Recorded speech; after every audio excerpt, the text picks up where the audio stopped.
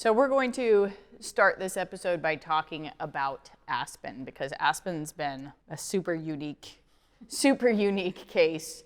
Not super unique, but unique in her own way. So I wouldn't say that Aspen's the most dangerous dog in the world. Even though she's pretty aggressive, I wouldn't say she's the most dangerous dog, because we've had significantly more serious dogs, significantly more powerful dogs that have inflicted serious bites on people, hospitalization, reconstructive surgery, etc. But I would say Aspen's probably been the dog with the most dead ends that I've probably come across in a really long time. And I'm sorry that we haven't been able to always document all of those pieces, because we only film for a half an hour twice a month. And, you know, Aspen's been here 7-8 weeks now. So there's a lot that goes on to it. But, you know, we're going to kind of go through the process so you can understand some of the things that we're developing with her, because it has been so complex and it has required, you know, so much of our problem solving,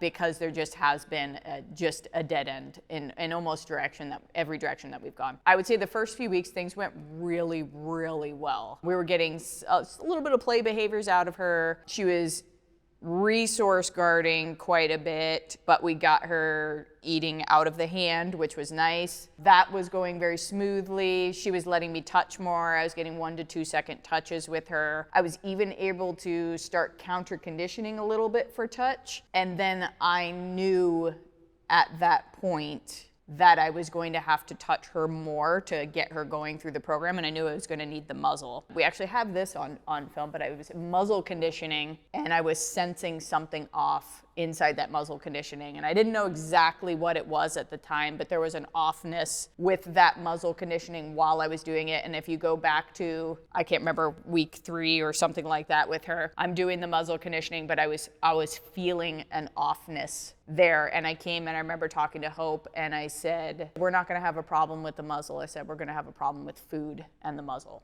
And I felt that. So anyway, I got her on muzzle the next day, and rather than muzzle conditioning the way that I traditionally would, because the owners are supposed to have that done prior, I just put it on her. So I just kind of scooped it on her, and we went about our session. And I didn't do any food work that day. I just walked her in the muzzle. I filmed some videos for the family and stuff like that, just getting her comfortable. And the next day I just kind of put it on her and things like that, and everything was going well. And so when I felt like, okay, well, she's comfortable with me putting the muzzle on and off, I decided, okay, we're gonna go, you know, work on some more things. One of the exercises that I had lined up for that day was counter conditioning for touch, which I had already done off muzzle, and I was just going to keep it at the same level that we had done off muzzle, and I was just going to have it on muzzle. And I didn't feel like there was going to be that many hiccups with it. I switched away from her kibble to a higher value treat, so that 1, I'd be able to feed through the muzzle more easily, and 2, it wouldn't be what she traditionally resource guards very heavily, which is her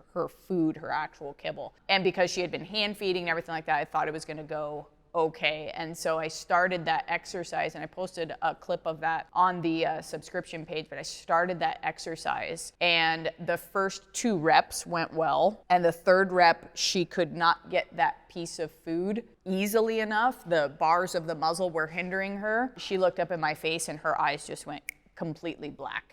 And I don't know if you've worked with enough resource guarders, but there are resource guarders who resource guard, and there are resource guarders who kind of turn into a shark around blood. And Aspen is definitely one of those deep-seated resource guarders from a very, very young age. And she's one of those dogs that it's almost, how would you describe it?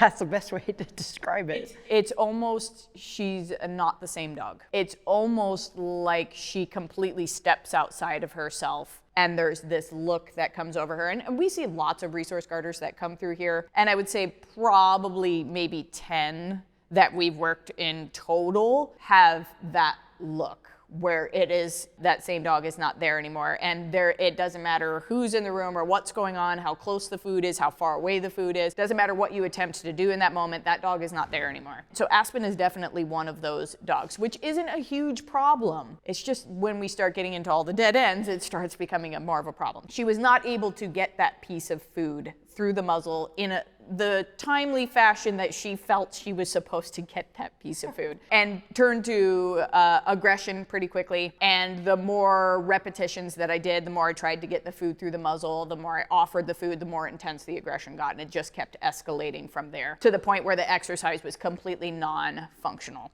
So after that, we said, we've got to get this dog eating through the muzzle. That was our next goal. We've got to get this dog eating through the muzzle because the family is going to need this type of exercise. And it was not working. No matter how many times we offered food in the muzzle, she lunged over and over and over and over and over. It was just constant. And it got to the point where while she would wear the muzzle, she anticipated everything you did as a threat. You could look at her, you could reach to touch her, you could adjust her collar, it wouldn't matter. You could reach for the door handle, and everything was gonna be a showdown. It was gonna be a full-on showdown. And if she thought that there was food in your hand in any capacity, it was gonna be a full-on showdown. And so it was extremely difficult, and we were not able to get her to take food through that muzzle, even going as far as not feeding her any other way. We lost an entire week of training. Because at that point, she got to the point where she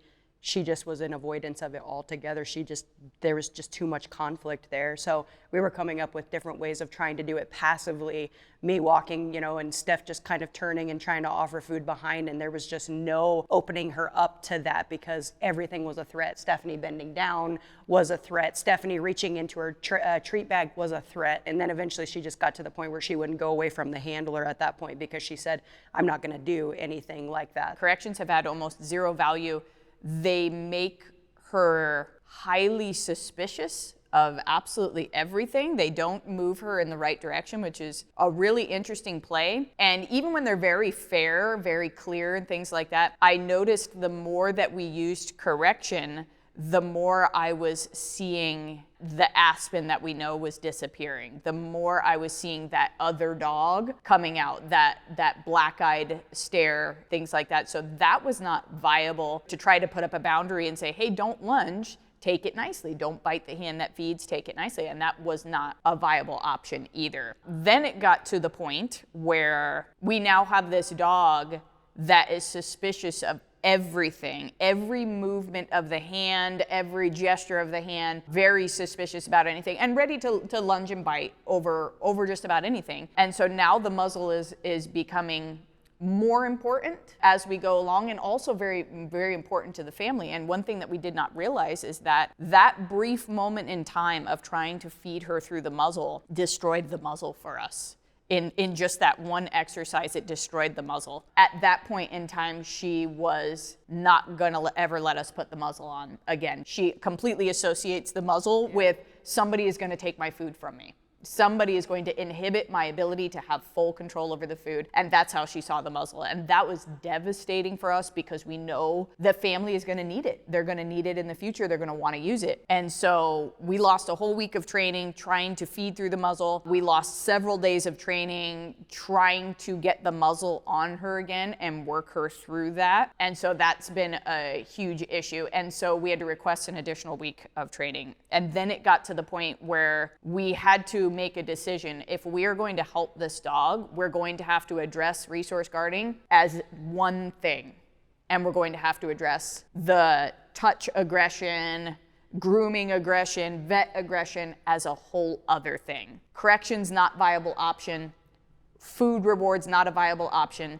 Touch, praise, not viable options. She's not interested in any of them. And play is honestly not a viable option because of her health. Honestly, the weight and the length of her nails and possibly arthritis and stuff like that, play's not really a viable option either. So it's like, how do you buy a Christmas present for somebody who hates everything? That's where I felt like we were at for a long time. And then we said, well, with the muzzle, all we're going to do is we're gonna use 2 grabber hands, so we don't actually have to put our hands there, and we're going to present the muzzle to her, and we're going to let her just have her own conversations. It just came down to that. So we would present the muzzle to her, we would have it near her, and she lunged and she bit and attacked it and lunged and bit and lunged and bit and lunged and bit and lunged and bit, and we're not doing anything. We didn't tell her to stop, we didn't push the muzzle further, we just it's just there. The muzzle had holes all in it and punctures all in it, all sorts of stuff, and we just waited until she realized that